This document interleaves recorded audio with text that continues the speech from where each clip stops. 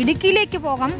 കാലവർഷം എത്താനിരിക്കെ ആശങ്കയിലാണ് ഇടുക്കിയിലെ ലയങ്ങളിൽ താമസിക്കുന്ന തോട്ടം തൊഴിലാളികൾ. ഏത് നിമിഷവും നിലം പൊത്താറായ ചുവരുകൾക്കുള്ളിൽ ജീവൻ പണയം വെച്ചാണ് കഴിയുന്നതെന്ന് അവർ പറയുകയാണ്. തേയിലത്തോട്ടം ഉടമകൾ ലയങ്ങളുടെ നവീകരണം നടത്താൻ ഇതുവരെ തയ്യാറായിട്ടില്ല. എന്നാൽ തദ്ദേശ സ്ഥാപനങ്ങൾ മുതൽ സംസ്ഥാന സർക്കാർ വരെയുള്ള സംവിധാനങ്ങളും ഇവരുടെ ദുരിതം കണ്ടില്ലെന്ന് നടിക്കുകയാണ്. ഇടുക്കി ഉപ്പുതറയിൽ നിന്ന് രാഹുൽ സുരേഷ് തയ്യാറാക്കിയ റിപ്പോർട്ട് കൊടുക്കാം. മഴക്കാലമായാൽ മരണത്തെ മുന്നിൽ കണ്ടുകൊണ്ടാണ് ലയത്തിന്റെ അകത്തുള്ള ആളുകൾ താമസിക്കുന്നത്. അടുത്ത കാലത്തുണ്ടായ മഴക്കെടുതികൾ ഏറ്റവും കൂടുതൽ ദുരിതം അനുഭവിക്കുന്നതും ലയങ്ങളിൽ ഉള്ളവർ തന്നെയാണ്. നമ്മളുള്ളത് ഉപ്പുതറയ്ക്ക് സമീപമുള്ള ഒരു ലയത്തിലാണ്.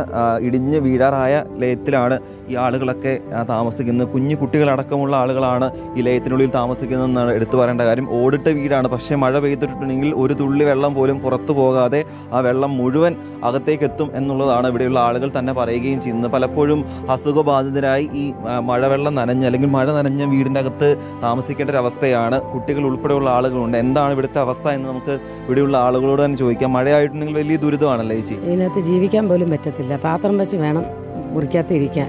സാധാരണ മഴ നനയാതിരിക്കാനാണ് വേണ്ടിയിട്ടാണ് ഈ പാത്രം വെച്ചിരിക്കുക. ഇല്ലെങ്കിൽ മുറിക്കാത്ത പിള്ളേരെ വെച്ചുകൊണ്ട് അങ്ങോട്ടൊന്നും നടക്കാൻ പറ്റത്തില്ല, തെന്നി വീഴും പിള്ളേർ. അതുകൊണ്ട് ഇങ്ങനെ കിടക്കുക. ലൈൻസ് നന്നാക്കി തരാമെന്ന് പറയുന്നുണ്ട്. എത്ര വർഷമായി നിങ്ങൾ ഇങ്ങനെ? 25 കൊല്ലമായി. 25 കൊല്ലം. കമ്പനി ഒന്നും ചെയ്തിട്ടില്ല ഇതുവരെ. പിന്നെ ഗവൺമെന്റ് ഇരുന്ന് നേരത്തെ ഇവിടുത്തെ നമ്പർ ലൈൻസ് നന്നാക്കാനായിട്ട് 15,000 രൂപ വെച്ച് കൊടുത്തായിരുന്നു. ലൈൻസും പൊട്ട ബാത്റൂം. പിന്നെ വീട് നന്നാക്കാനായിട്ട് 3,000 രൂപ വെച്ച് എങ്ങാണ്ട കയറ്റി തന്നു. പിന്നെ അങ്ങനെ കുറേ പട്ടിക മേടിച്ച ആൾക്കാരെല്ലാം പടന്നായിരുന്നു.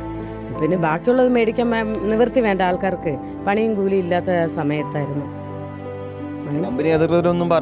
കമ്പനി ഒന്നും പറഞ്ഞിട്ടില്ല. ഇത് പിന്നെ ഏതാണെന്ന് ഒരു നടപടിയില്ല. തുറക്കുമെന്ന് ആൾക്കാർ പറയുന്നുണ്ട്. പക്ഷെ തോട്ടം തുറന്ന പാടുമില്ല, നടന്ന പാടുമില്ല.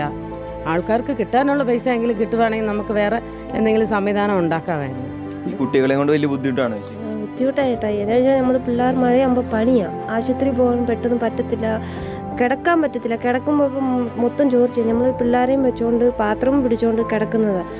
ഈ സ്ഥലങ്ങൾ, അതായത് പുറമ്പോക്കായി കിടക്കുന്ന സ്ഥലങ്ങൾ ഉൾപ്പെടെ സർക്കാർ നിരവധിയുണ്ട്. അവിടെയൊക്കെ ലൈഫ് പദ്ധതിയുടെ ഭാഗമായി ഇവരെ പുനരധിവസിപ്പിക്കണം എന്നാണ് ജനപ്രതിനിധികൾ അടക്കം പറയുന്നത്. പലതവണ പരാതി നൽകിയിട്ടൊന്നും നടപടി ഉണ്ടാകുന്നില്ല എന്നാണ് ജനപ്രതിനിധികൾ അടക്കമുള്ള ആളുകൾ പറയുകയും ചെയ്യുന്നത്. ജില്ലാ കളക്ടർ അടക്കമുള്ള ആളുകൾ ഈ വിഷയത്തിൽ അടിയന്തരമായി എത്രയും വേഗം ഇടപെടണം എന്നുള്ളതാണ് ഈ ആളുകൾ മുന്നോട്ട് വയ്ക്കുന്ന ആവശ്യം. വീഡിയോ ജേർണലിസ്റ്റ് ജിതി മാങ്ങാനത്തിനൊപ്പം റിപ്പോർട്ടർ രാഹുൽ സുരേഷ്, റിപ്പോർട്ടർ ഇടുക്കി.